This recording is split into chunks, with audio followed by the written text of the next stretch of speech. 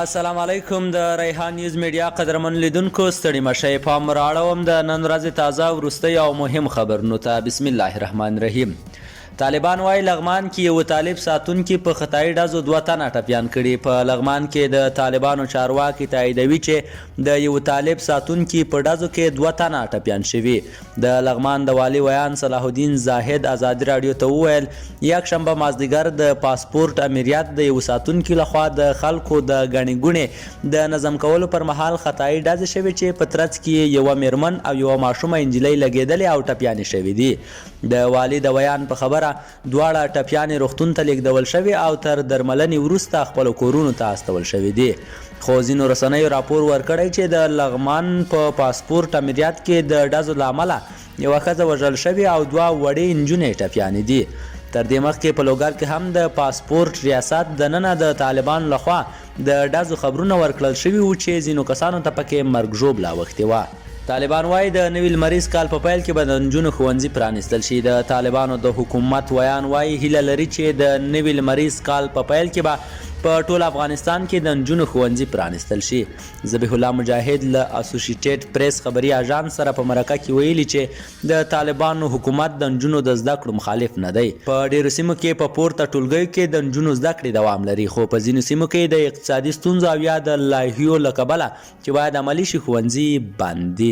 د اګست په 15مه د طالبانو له واک ته رسیدو وروسته د افغانستان په اکثره سیمو کې له 8 ټولګي پورته نجونې له زده کړو بې برخې شوي دي.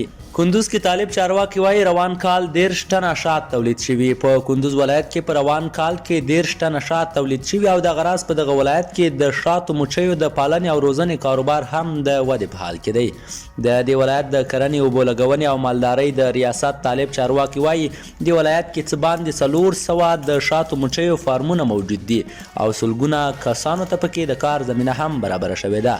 د دغې ادارې رئیس مولوي امان الله حسین ازادي راډیو ته وویل روان کال د کندوز ولایت په کچه 10,000 کیلو شات تولید شوي، مجموعاً 13 ټنه کیږي. وخت ناوخت زموږ مسلکي کارکوونکي د مچیو فارمونو ته ځي او هلته د فارم لرونکو ستونزې اوري او د هواریدو په برخه کې ورسره مرسته کوي. د ښاغلي حسن په خبره دغه ولایت کې د شاتو د بازار موندنې په خاطر د شاتو مچیو 3 کوپراتیفونه جوړ شوي او فعالیت کوي. هاخوا د شاتو مچیو یو شمېر روزونکي وایي د کندوز ولایت آب و هوا د شاتو مچیو پالنې ته مناسبه ده او په همدې دلیل په دې ولایت کې د شاتو مچیو صنعت هم د ودې او پراختیا په حالت کې دی. دوی که څه هم د شاتو له تولید څخه راضي دي خو د بازار له نشتوالي شکایت کوي.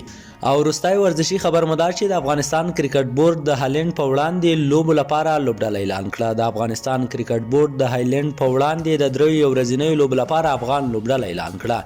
د بورډ په اعلامیه کې راغلي چې د جنوري له 21مې پیلیدونکو 3 ورځنیو لوبو لپاره غوراوي کمیټې 18 لوبغاړي غوره کړل. د حشمت الله شاهدي په لوبډل مشرۍ د لوبډله کې د وتلیو لوبغاړو راشد خان، مجیب رحمان او ګلبدین په څیر څو ځوان لوبغاړي هم شامل شوي. په دې ډله کې د ریاض حسن، عظمت الله عمرزي، شاهد الله کمال او فضل حق فاروقي نومونه د یادولو وړ دي. دا لوبغاړي د قطر په لازمینه دوحه کې له 2 اونیو تمریني کمپ وروسته انتخاب شوي. د هالند پر وړاندې د افغانستان د کرکټ د ملي ټیم دا 3 نړیوالې ورځنۍ لوبې د کرکټ د نړیوالې شورا د سوپر لیګ سیالیو په لړ کې دي. د لوبو ګټل دواړو ټیمونو ته خورا مهم بلل شوي، ځکه له همدغسې لوبو به د 2023 کال نړیوال جام ته هم ټیمونه لاره پیدا کوي. هالند او افغانستان په قطر کې سره لوبې کوي.